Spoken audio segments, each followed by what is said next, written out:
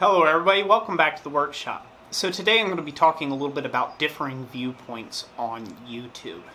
So it's very interesting to me, differing viewpoints have always been a thing in the blacksmithing field or any trade or any technical anything. Where there's something technical to be discussed, you're always going to find differing viewpoints. Some of them are correct, some of them are incorrect, some of them are correct but not well placed, and you're going to find this everywhere you go, and it can get to be a bit bewildering when you're watching YouTube and you see one guy say one thing and another guy say another thing, and then a third guy say something else and another guy say something completely different than those other three yahoos, and it could get really bewildering. Okay, well, who's telling the truth?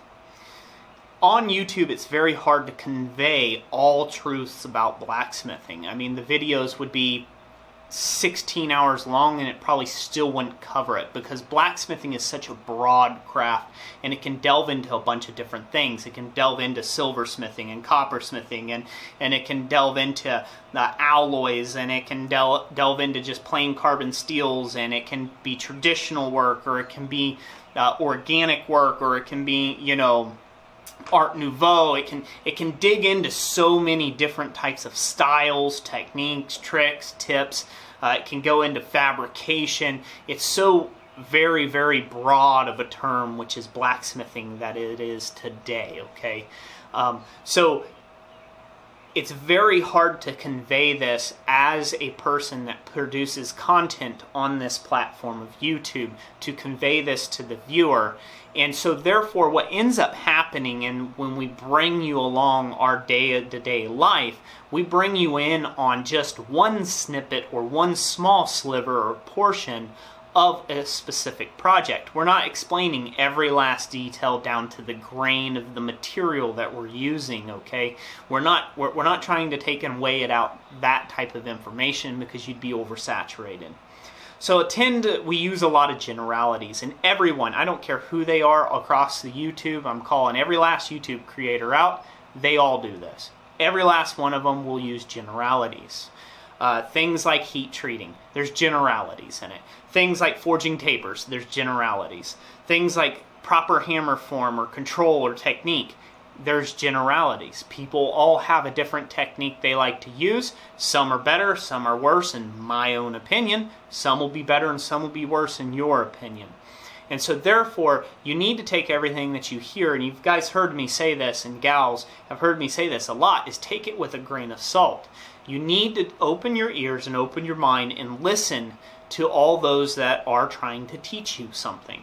Now, some of their stuff, they're going to say it and it's going to contradict maybe your viewpoints or your beliefs about a certain subject. My suggestion to you is, when it does that, to go into your own shop and give their method a try. If it comes out exactly as they said it did, try a different method and see if it works better. If it doesn't work any better, stick with the one that you've previously tried. This is a good way of learning on this platform. You can't just take because some guy said, hey, the best way to take and cure a burn is to stick your face in the slack tub. I wouldn't put my face in my slack tub, but just because some yahoo says that on the internet does not mean you need to take and follow through with that. He's having a blast, laughing, thinking that there's going to be 4 million people out there sticking their face in a slack tub, right, to help a burn on their finger, okay? Like, just don't do that. Use a little common sense, put 2 and 2 together, realize that it makes 1. I know, bad math, I'm just putting that out there for fun. But, you know, use your own due diligence in figuring out what information is going to be helpful to you in your smithing abilities and what information will not. That'll bring me into my next subject, and this is more directed to all the YouTubers out there that are making videos. We need to stop bashing people's technique. One person's style or some other person's style, or some person's information versus another person's information. We need to stop that, because what that does, that ultimately hurts the viewer and the guys that are trying to learn, the new people, okay?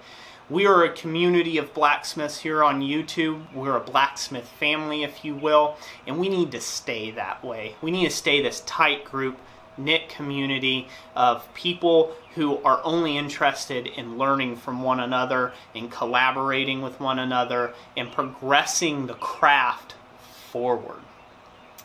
There's a lot of stigmatisms that come into play about I've done it for 35 years and you're dead wrong, and I've done it for 10 years a decade, and so somebody maybe done it for 3 years is wrong, or maybe because their ironwork doesn't look like my ironwork, it's worse, or this or that, what have you.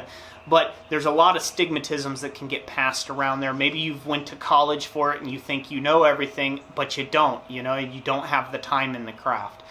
You can be a guy that's been in it for 35 or 40 years and all you smith was bottle openers in that 35 and 40 years, as opposed to somebody that's been in it 2 years but they've worked on gates and railings and architectural ironwork.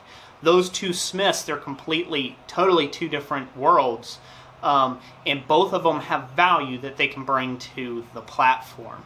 So YouTubers specifically, and if you're just an average viewer, I hope you're getting a kick out of this, because this is just a call out across all the people that are on this platform called YouTube to take a step back and realize that the other people that are on YouTube, not just yourself, they're trying to provide some sort of information or something that they've learned.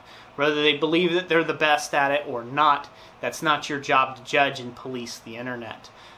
It is their thinking that they're bringing some sort of value to the table, and that should be respected. That should be respected.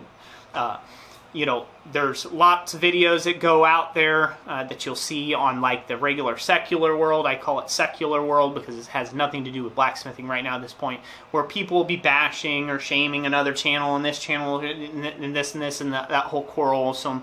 Blacksmiths are above all that. We are above that.